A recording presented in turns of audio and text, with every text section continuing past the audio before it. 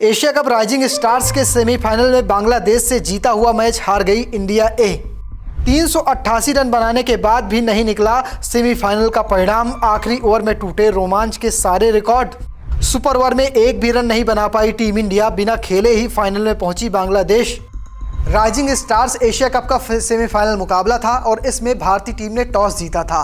Toss जीतने के बाद उन्होंने बांग्लादेश को बल्लेबाजी का न्योता दिया था। कहा था हम मुकाबला या कहें रन कितने भी बने चेस कर लेंगे, और लग भी रहा था। जिस तरह से वैभव सूर्यवंशी ने शुरुआत दिलाई थी, भाई छक्के पर छक्के ठोके जा रहा था, लेकिन बीच में जितेश शर्मा हो, नमन धीर हो, या फिर खुद एक छोर पर खड़े निहाल वधेरा, कोई काम नहीं आया। किसी भी हाल में ये मुकाबला भारतीय टीम जीत नहीं पाई। रन 194 बांग्लादेश ने भी बनाए थे और 194 रन भारतीय टीम ने बना लिए। मुकाबला सुपर ओवर में पहुंच गया और सुपर ओवर में भारतीय टीम एक भी रन नहीं बना पाई, और कह सकते हैं कि सेमीफाइनल मुकाबले में बिना रन बनाए ही बांग्लादेश की team Asia cup rising stars के फाइनल में पहुंच गई है। किस तरह से भारतीय टीम के हाथ से मुकाबला निकला, आखिरी ओवर में क्या हुआ था, और सुपर ओवर के पहले ओवर में किस तरह से टीम इंडिया फ्लॉप हुई, चलिए आपको इस वीडियो में विस्तार से दिखाता हूं।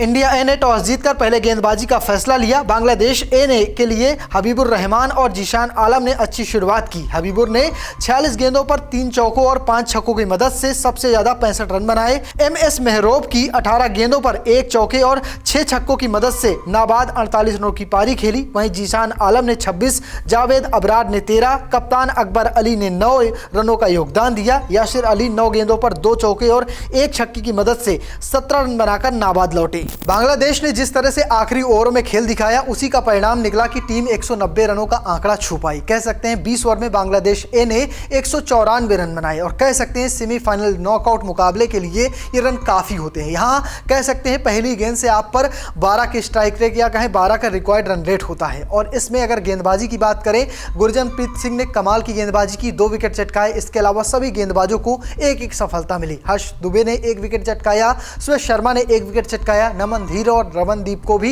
एक एक सफलताएं मिली। लेकिन आखिरी ओवर में इन्हीं दोनों की जमकर कुटाई भी हुई थी। तो कुछ इस तरह से पहली पारी घटी थी। अब यहां से शुरुआत होती है टीम इंडिया की बल्लेबाजी की। किस तरह से शुरुआत हुई, क्या हुआ था, चलिए फटाफट वो भी देख लेते हैं। लक्ष्य का पीछा करते हुए भारत ए ने तेज शुरुआत की। भारत एक ने वैभव सूर्यवंशी की तूफानी पारी की मदद से पावर प्ले में सबसे तेज 50 रनों का आंकड़ा पार किया। अब्दुल गफर ने वैभव सूर्यवंशी को आउट कर भारत ए को पहला झटका दिया। वैभव ने 15 गेंदों पर 2 चौकों और 4 छक्कों की मदद से 38 रन बनाकर आउट हो गए। भारत ए को दूसरा झटका नमन धीर के रूप में लगा। वो 12 गेंदों पर 7 रन बनाकर आउट हुए। प्रियांश ने 23 गेंदों पर 4 चौकों और 3 छक्के की मदद से 44 रन बनाकर आउट हुए। इसके बाद कप्तान जितेश शर्मा 23 गेंदों पर 33 रन बनाकर आउट हो गए। 17 रन बनाकर रमनदीप आउट हो गए। यहां से भारत को जीत के लिए 9 गेंदों पर 19 रनों की जरूरत थी, और कह सकते हैं कि जो 19वां ओवर था उसमें कमाल की गेंदबाजी बांग्लादेश की ओर से हुई। आखिरी के जो कह सकते हैं 4 गेंदें फेंकी गई, उसमें सिर्फ 4 रन खर्च किए। और जिस तरह से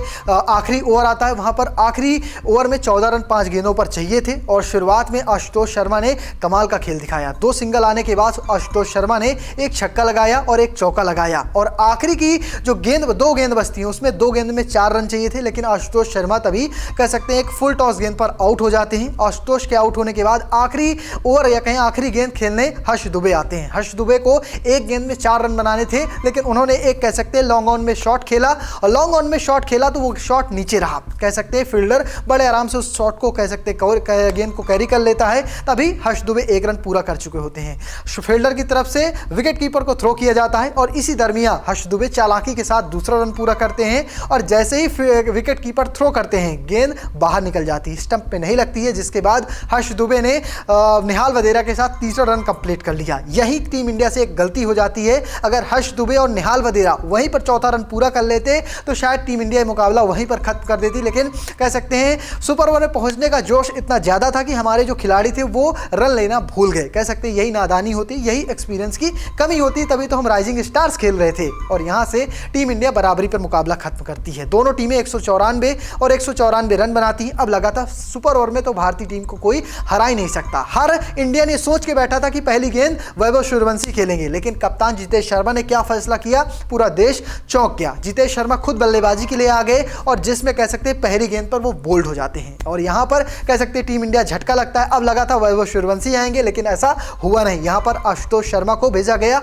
और आशुतोष शर्मा भी अगली ही गेंद पर कैच आउट दे बैठते हैं। यानी भारतीय टीम 2 गेंदें खेलती है सुपर ओवर में और एक भी रन नहीं बना पाती। अब बांग्लादेश के सामने सिर्फ 1 रन बनाना था इस जीत के लिए, लेकिन यहाँ पर भी गेंदबाजी टीम इंडिया की कमाल की होती है।